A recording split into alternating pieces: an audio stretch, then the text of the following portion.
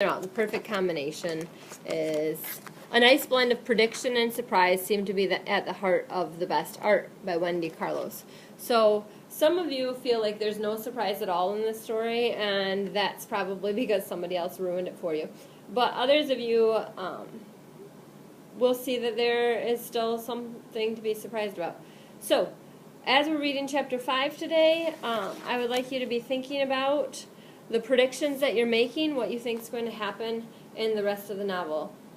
For you guys, the book begins, chapter 5 begins on page 66.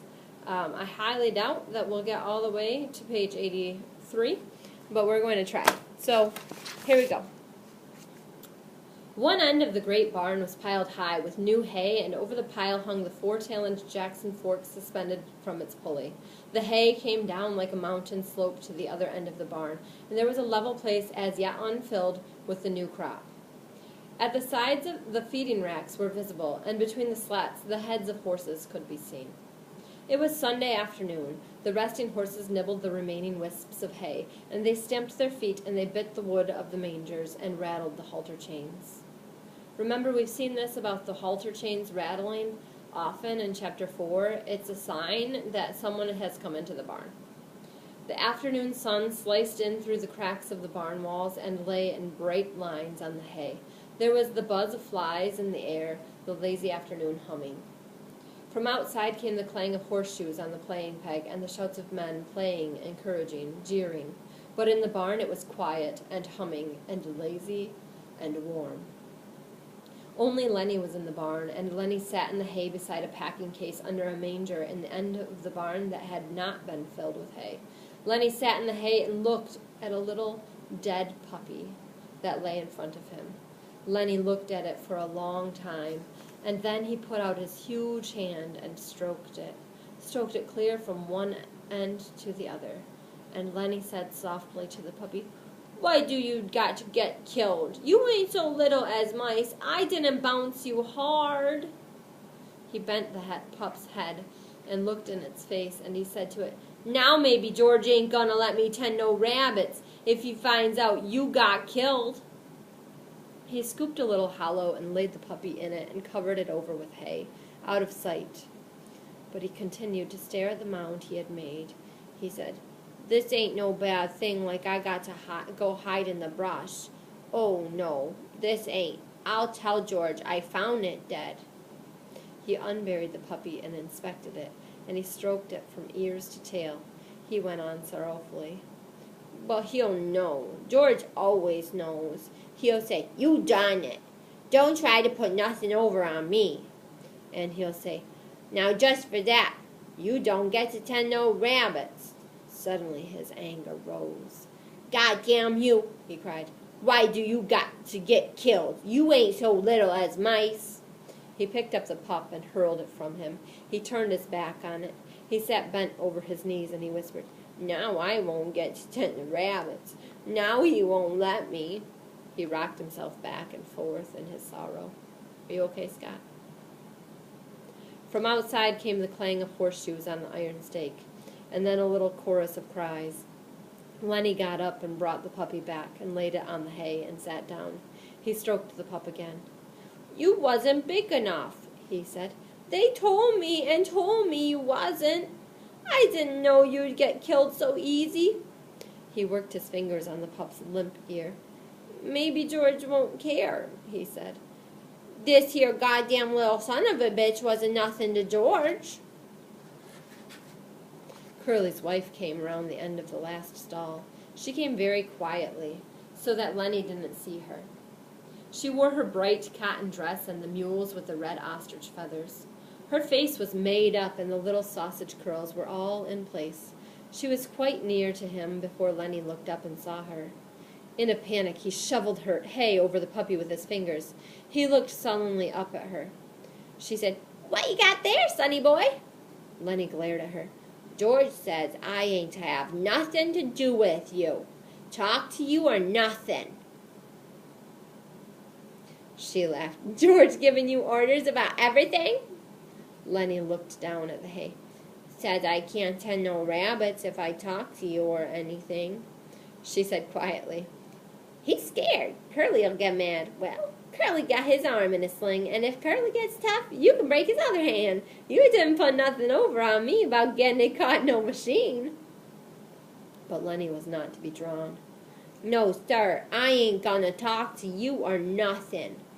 She knelt in the hay beside him. Listen, she said. All the guys got a horseshoe tenement going on. It's only about 4 o'clock. None of them guys is going to leave that tenement. Why can't I talk to you? I never get to talk to nobody. I get awful lonely. Lenny said, well, I ain't supposed to talk to you or nothing. I get lonely, she said. You can talk to people, but I can't talk to nobody but Curly, else he gets mad. How do you like not to talk to anybody? Lenny said, well, I ain't supposed to. George is scared I'll get in trouble. She changed the subject. What you got covered up there? Then all of Lenny's woe came back to him. Just my pup, he said sadly. Just my little pup. And he swept the hay from on top of it. Why, he's dead, she cried. He was so little, said Lenny. I was just playing with him, and he made like he's gonna bite me, and I made like I was gonna smack him, and I done it, and then he was dead. She consoled him. Don't you worry none. He was just a mutt. You can get another one easy. This whole country is full of mutts. It ain't that so much, Lenny explained miserably. George ain't gonna let me tend no rabbits now. Why don't he? Well, he said if I done any more bad things, he ain't gonna let me tend the rabbits. She moved closer to him and she spoke soothingly. Don't you worry about talking to me. Listen to the guys yell out there. They got $4 betting that tournament. None of them ain't gonna leave till it's over. If George sees me talking to you, he'll give me hell, Lenny said cautiously. He told me so. Her face grew angry. What's the matter with me? She cried. Ain't I got a right to talk to nobody? What do they think I am, anyways? You're a nice guy. I don't know why I can't talk to you. I ain't doing no harm to you. Well, George says you'll get us in a mess. Oh, nuts, she said. What kind of harm am I doing you? Seems like they ain't none of them cares how I gotta live. I tell you, I ain't used to living like this. I could have made something of myself, she said darkly.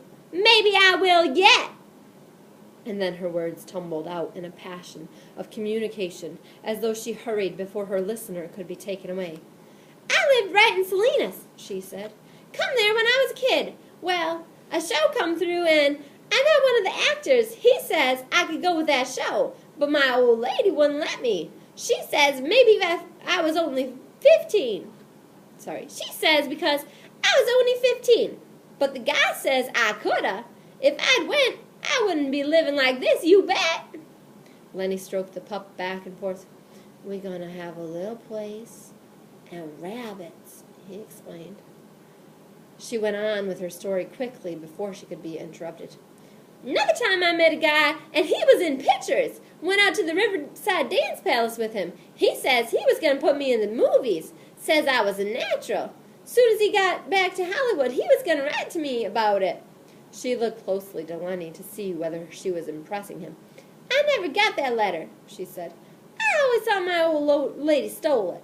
Well, I wasn't going to stay no place where I couldn't get nowhere or make something of myself, and where they stole your letters, I asked her if she stole it too, and she says no. So I married Curly, met him out to the Riverside Dance Palace that same night, she demanded. You listening?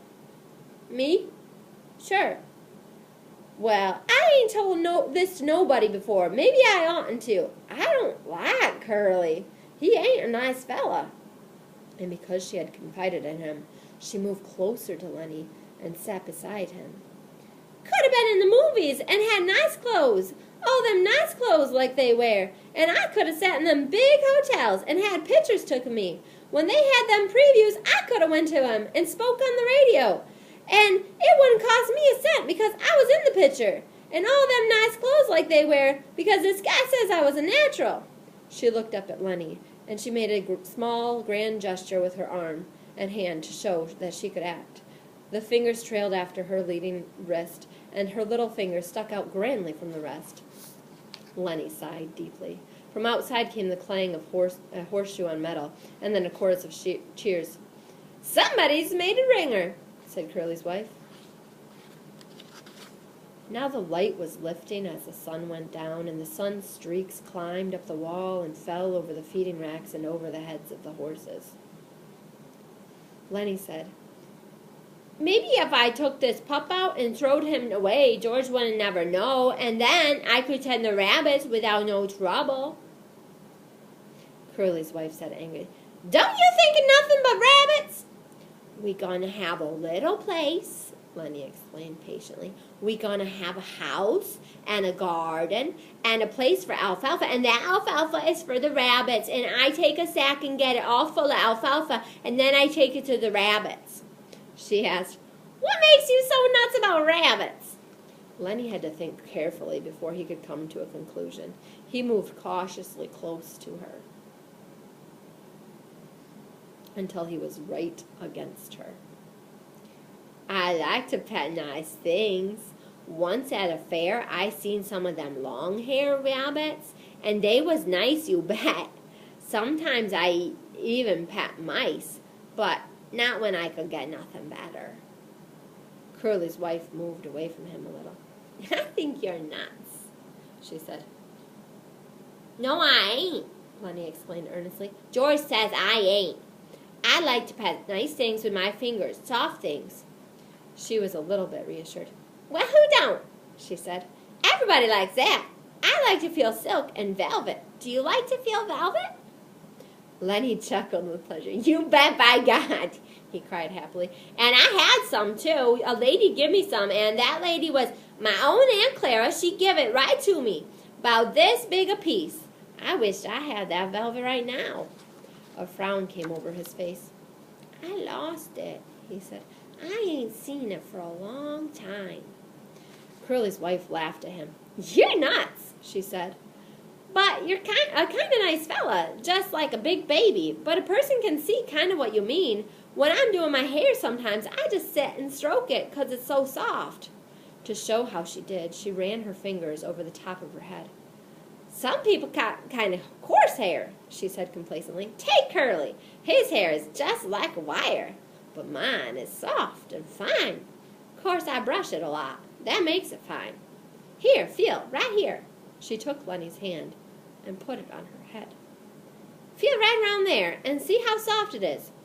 Lenny's big fingers fell to stroking her hair. "Don't you mess it up," she said. Lenny said, "Oh, that's nice." And he stroked harder. "Oh, that's nice." "Look out now, you'll mess it up." And then she cried angrily, "You stop it now, you'll mess it all up." She jerked her head sideways, and Lenny's fingers closed on the hair and hung on. "Let go!" she cried. "You let go!" Lenny was in a panic. His face was contorted. She screamed then, and Lenny's other hand closed over her mouth and nose. "Please don't," he begged. "Oh, please don't do that. George will get mad." She struggled violently under his hands. Her feet battered on the hay, and she writhed to be free, and from under Lenny's hand came a muffled screaming. Lenny began to cry with fright. "Oh, please don't do none of that," he begged. "George's gonna say I done a bad thing. He ain't gonna let me tend no rabbits." He moved his hand a little, and her hoarse cry came out. Then Lenny grew angry. "Now don't," he said. "I don't want you to yell. You're gonna get me in trouble, just like George says you will. Now don't you do that!" And she continued to struggle, and her eyes were wild with terror. He shook her then, and he was angry with her.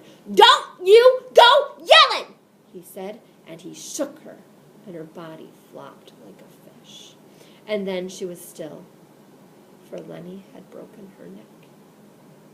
He looked down at her, and carefully he removed his hand from over her mouth, and she lay still.